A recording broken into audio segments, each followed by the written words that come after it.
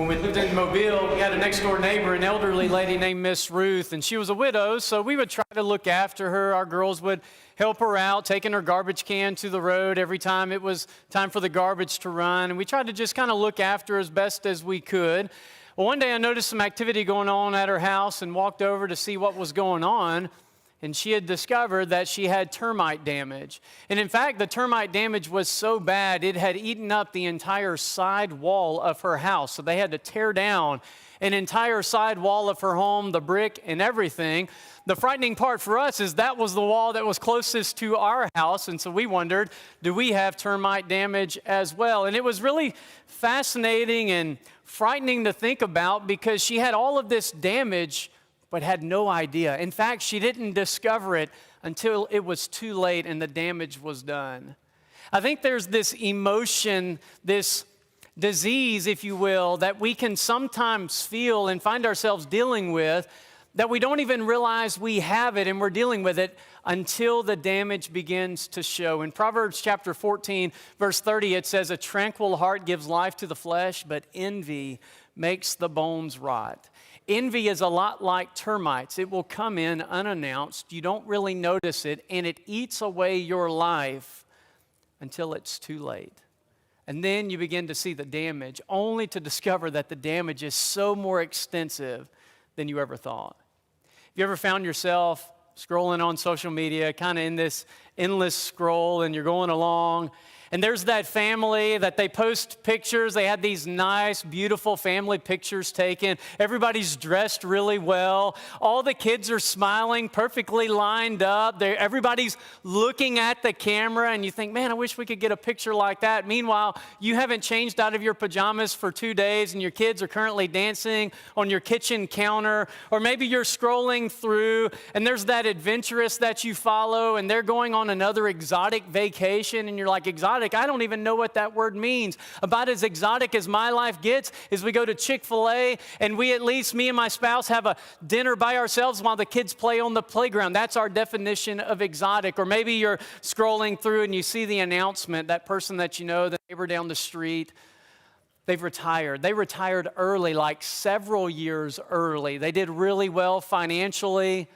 You have no idea how much longer you're going to have to work to get to retirement. All you are is just simply tired. You don't even know when retirement will get there. Or maybe it's the couple and they're going out on another date night. And you're like, another date night? They do this like once a week. We haven't been on a date since we got married. You ever found yourself just scrolling through on social, and what you don't realize is that you're comparing your lowlights to their highlights, because it's not true reality. Somebody said that social media is to envy as gasoline is to a fire.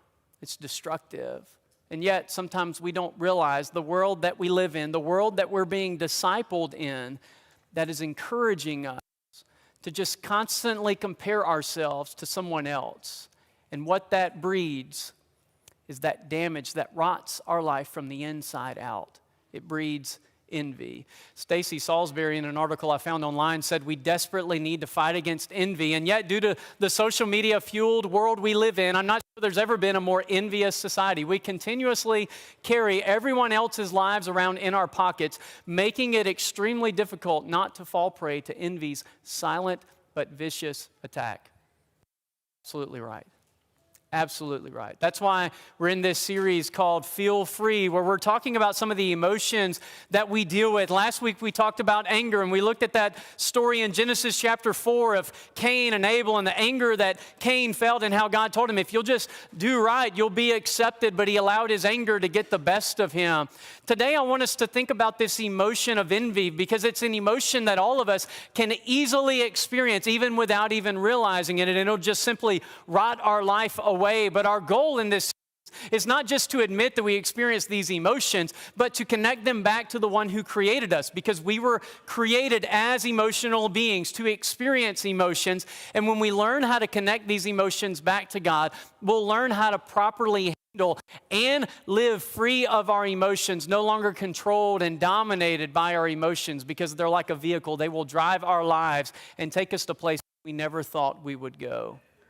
So when you open your Bible early on, it doesn't take you long. In fact, only 12 chapters in the Bible to get to this guy named Abraham. Abraham is an interesting character. He's got a wife named Sarah. And in Genesis chapter 12, God told Abraham that he's going to bless all families of the earth through his family. But there's a problem. Abraham is 75 years old. His wife Sarah is 65 years old, and they have no children. And the possibility of them having children has long gone out the door because Sarah was barren. But God made a promise that he was going to bless their family, and through their family bless all other families. And so they began to trust God for this promise. And in true God fashion, he makes them wait. And in fact, they have to wait 25 years for that promise to be fulfilled. And at the ripe age of 190, they welcome the little baby boy into the world. His name was Isaac. He grows up, and at some point he's old enough to go get married. And so he meets this young woman named Rebecca. And they fall in love and they get married. And it's not long later that Rebecca's pregnant. But it's not one of those dream pregnancies. In fact, the Bible tells us she doesn't even know it, but she has twins in her womb. And from their very conception, these two twins have been fighting against and competing with one another. In fact, they fight so much they couldn't even be in the same womb together. I know that's really cheesy. I'm sorry, I couldn't help it. These guys were like WWE wrestlers inside of her belly. And when it came time for her to give birth, which she was finally thankful for, the first one comes out. And he's red. I mean, covered in like red hair. And it wasn't one of those situations where he's like, he's cute. No, this baby was nasty and ugly. So you know what they named him? They named him Red. His name was Esau. It means red. They didn't know what else to name him other than red hairy baby. And then the next one comes out and he's grasping a hold to his brother's heel. They were in a fight over who could be born first because before they ever took their first breath, there was something in their mind that told them, I need to be first. But Esau, being stronger, overpowers his younger brother Jacob. In fact, Jacob is born holding onto his brother's heel, so they named him the heel grabber. Jacob, it's what his name means, the one who grabs the heel. And from then on, they were just in this constant fight with one another over who was going to be first. Well, Esau was a hunter. He goes out into the field and he comes in from a long day's hunt and he's hungry. Jacob was there in the kitchen making a bowl of stew. And Esau's so hungry that he says, give me a bowl of stew. Jacob, being an opportunist, says, yeah, I'll give you the bowl of stew if you'll sell me your birthright. That birthright, that double portion of the father's inheritance. That was an expensive bowl of soup that Esau gave away. From then on, Esau despised his birthright. Fast forward a couple of years, the father is on his deathbed. He's nearly blind. He's about to give out the blessing. This is the blessing that's going to be passed down. This is the one who's going to run the family business. This is the one that God's going to work through that we now know to bring Jesus into the world. There's a lot on the line in this blessing. Their mother Rebecca understands what's about to happen. Esau goes out into the field to catch one more wild game to cook a meal for his dying father. Meanwhile, Rebecca and Jacob devise this plan to steal the blessing from Esau. And so he covers himself in goat hair and he goes in front of his father and he pretends to be Esau and he steals the blessing. He not only got the birthright from Esau, but now he has stolen the blessing. When Esau comes back in and he finds out what's happened, he's furious. And he says he's going to hunt down and kill his brother Jacob. So Jacob runs away. Can't even enjoy the blessing that he's stolen. And he runs to his father's relatives. It's actually his granddad's brother and his family. And he goes and he lives with Laban. And he meets this young lady named Rachel. Beautiful. Most beautiful woman he had ever laid eyes on. Fell in love with her. Went to her father and said, I want to marry your daughter. But he didn't have anything. He didn't have any money. He didn't have any possessions. So Laban said, yeah, sure, but you got to work for me for 7 years before you marry her. And he does. And the sweetest verse in all the Bible says, but they seem like just a few days to Jacob. And everybody goes, oh, that's so sweet. And then it came time for the wedding.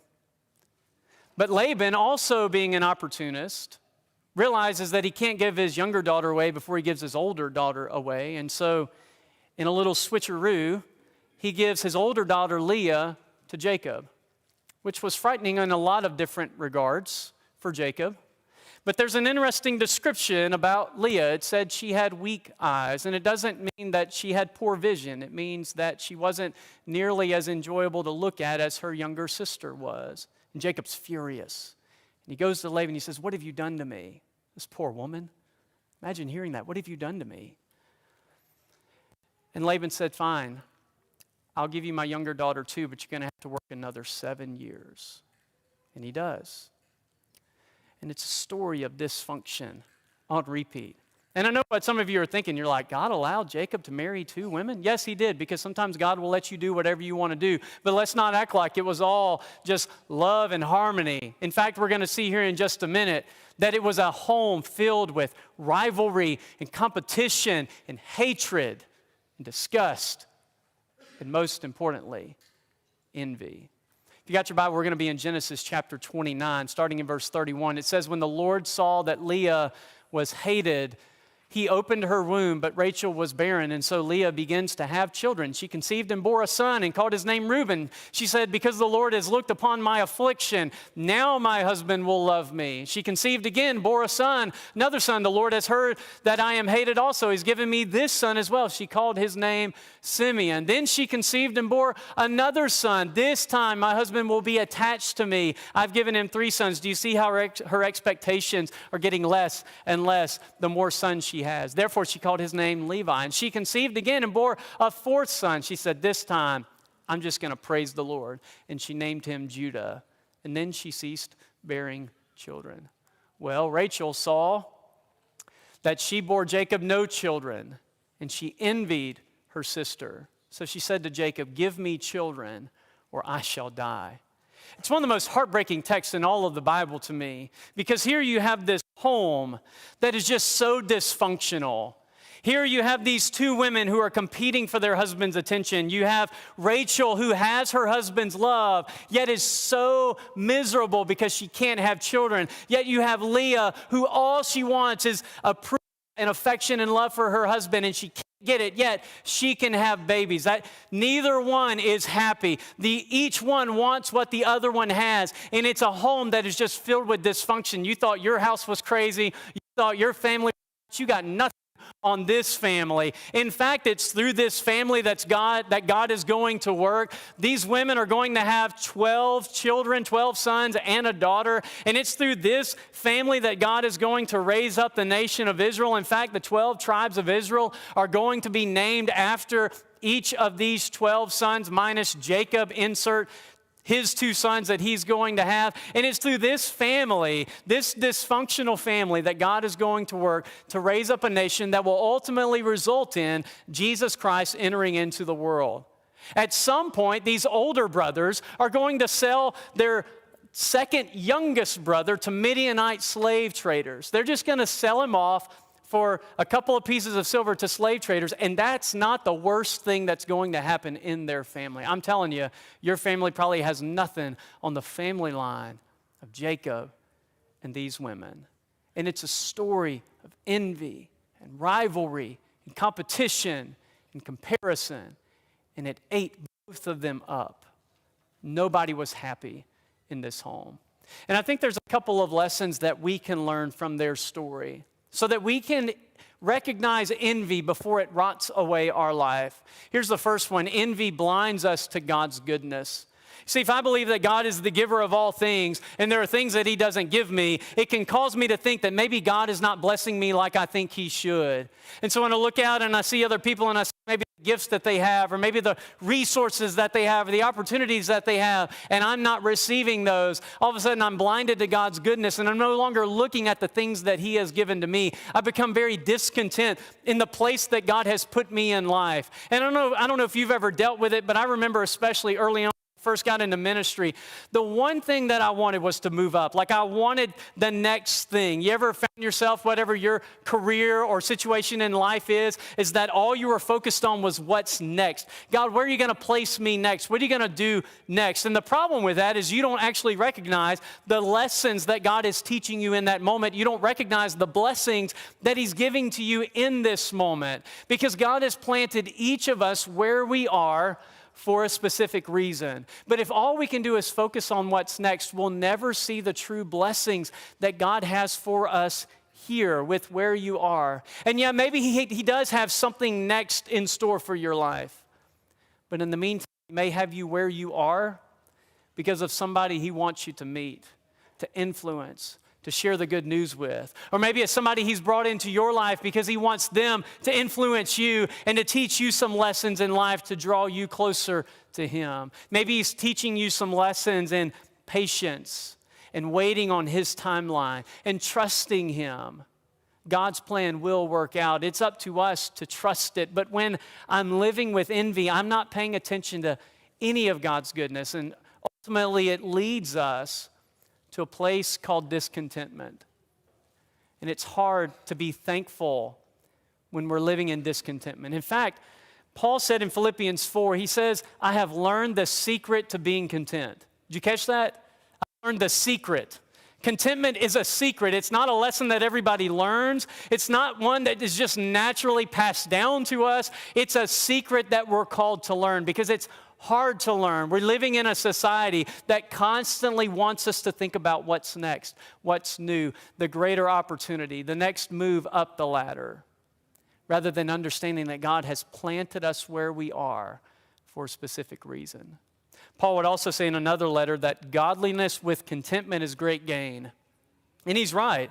I believe you can live a content life but not live a godly life, but I don't know that you can live a godly life without living a content life. I mean, yeah, you can try to be godly, but you're not going to receive that full gain in your life until each of us learns the lesson to be content. And the society that might be one of the greatest challenges we face that we don't consider often enough. Here's the second thing I believe we learn from this story in Genesis 29. It's that envy hinders our ability to love. You remember the great love chapter in the Bible, 1 Corinthians chapter 13 and verse 4, it says, love does not envy. And that is so true. And I believe love does not envy because it's nearly impossible to love somebody that you envy. Because when you envy them, all you can do is pay attention to what they have, the opportunities that they have, maybe the material possessions that they have, the place in life that they are that you just long to be. Did you catch in this story of these two women? Them has something that the other wanted, but yet neither was content. Leah had the ability to have children. Rachel didn't. But Rachel had her husband's love that Leah wanted so desperately. This family was so dysfunctional, not just because Jacob had two wives, but because this is a home that had no love. Envy hinders our ability to love. You ever had a situation where maybe somebody got the promotion or the position that you wanted? And then came that awkward time where you're going to go congratulate them. But you really wanted it. I mean, like it was all you could focus on. And you tried, you put on your best face and you faked it, but in your heart, your congratulations were not congratulations. It was nothing but envy. Maybe you've experienced a situation like we did years ago, trying to get pregnant with your first child. It doesn't happen on your own timeline. And then in your time of waiting, it seemed like everybody else had a baby. It's like, you get a baby, you get a baby, you get a baby, but not you. You don't get a baby right now. And you got all your friends and all the people in your life just having children, even some that all they did was like look at one another and they got pregnant and you're like, what is going on here? And you smiled and said, congrats. But inwardly, there were wishes, I wish that was me. I don't know what your situation is. I just know that envy hinders our ability to truly love people. Because if I'm envious of you, all I can think about is what you have that I don't. So here's what I want us to understand this morning. Envy starts with the eyes. It starts with what we look at and focus on. This might be why this is such a challenging emotion to be freed from. So last year, Haley wanted to upgrade her phone. She had had the same phone for a couple of years. It was time. Her phone was paid for. I said, you know what? I'll take your old phone. You can have my upgrade. And so I gave her my upgrade. She upgraded and got at that time, the iPhone 13 was the new iPhone. So she got the iPhone 13. I took her iPhone 11. And it was fine for a little while. It was purple. That's kind of weird. Never had a purple phone. Not against the color purple, just It wasn't like a manly purple either. It was like a girly, sorry, probably shouldn't say that. And so it was good for a little while, and she got this nice shiny new phone, beautifully shaped, very bright out in the sunlight. Meanwhile, I'm working my little iPhone 11 and barely see it in the sunlight, not as slow, not as shiny, a little scratched up. And it was okay for a little while, but then I just kept messing with her phone. Before long, man, that iPhone 11, that had all kinds of things wrong with it. I mean, the phone worked fine, but it had so many things wrong with it. You know what I mean? All I could focus on was what I didn't have. And so I waited for the prime opportunity. Our cell phone carrier was running a deal. It wasn't going to cost us hardly anything at all. And guess what I did? I upgraded to the iPhone 13, and I love it. It's a beautiful green color. It's very manly. I really like it. It's working fast, great battery life, very content. Have you seen those iPhone 14s? They're nice, are they not? You see what I'm saying? And what do you see on TV all the time? You see whatever it is that you don't have that somebody thinks you need. And you begin to look at it more and more. You can't get your mind off of it. And then somebody comes in and they got that nice new shiny phone or whatever it is. That's my area. That's my love. It's technology. I don't know what yours is, but I'm going to guess that there's something in your life, that there's somebody in your life who has something that you would be like, yeah, that'd be pretty awesome. It starts with our eyes and what we're looking at. And so the challenge for us as God's children is to learn contentment, and contentment begins with our eyes, to pay attention to what we're focusing on, because our eyes can be drawn to what we don't have, or our eyes can be drawn to what we do have. And I'm not just talking about the physical stuff. I'm not just talking about the material. I think it's so easy to talk about that. I'm talking about the spiritual blessings that God has given us, the emotional blessings, the family blessings that God has given us. And when our mind starts to wander because our eyes have drifted off, to remind ourselves that godliness with contentment is great gain. It's what He's called us to. Can I close with a story? I found this story a couple of weeks ago that I just thought was fascinating. I want to read it to you. It's called The Stone Cutter. There was once a stonecutter who was dissatisfied with himself and his position in life. One day, he passed a wealthy merchant's house. Through the open gateway, he saw many fine possessions and important visitors. How powerful that merchant must be, thought the stonecutter. He became very envious and wished he could be that merchant. To his great surprise, he suddenly became the merchant, enjoying more luxuries and powers than he ever had imagined before, but envied and detested by those less wealthy than himself. Soon, a high official passed by, carried in a sedan chair, accompanied by attendants and escorted by soldiers, beating gongs. Everyone, no matter how wealthy, had to bow low before the procession. How powerful that official is, he thought. I wish I could be that high official. Then he became the high official, carried everywhere in his embroidered sedan chair, feared and hated by all the people around. It was a hot summer day, so the official felt very uncomfortable sitting in the sticky sedan chair. He looked up at the sun. It shone proudly in the sky, unaffected by his presence. How powerful the sun is, he thought. I wish I could be the sun. Then he became the sun, shining fiercely down on everyone, scorching the fields, cursed by the farmers and laborers. But then a huge black cloud moved between him and the earth so that his light could no longer shine on everything below. How powerful that storm cloud is, he thought. I wish I could be that cloud. Then he became the cloud, flooding the fields and villages, shouted at by everyone. But soon he found he was being pushed away by this great force. It was the wind. How powerful it is, he thought. I wish I could be the wind. And he became the wind, blowing tiles off the roofs of houses, uprooting trees, feared and hated by all below him.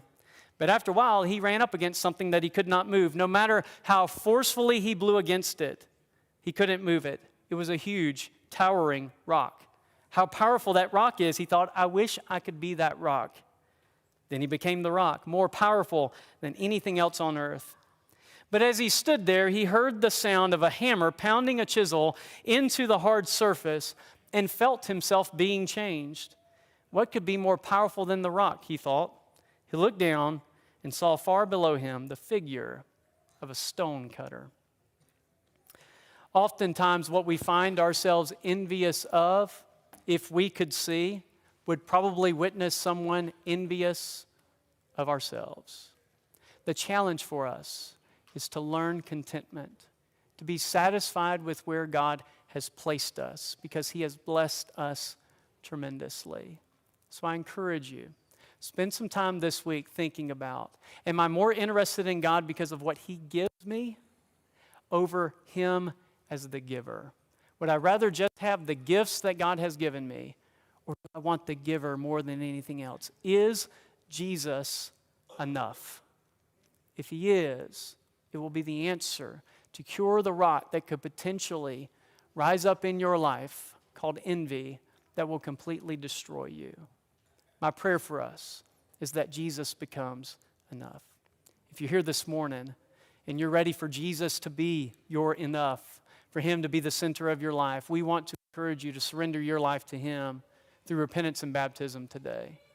If you've got some things going on in your life and you need to talk with somebody, you want our shepherds to pray over you, you want our church family to pray over you, we'd love to do that. If you need to find somebody privately when we're done and have somebody spend some time talking with you, hold you accountable, pray over you and encourage you, I want to encourage you, however God's calling you to respond, that you'll answer his call as we stand and sing.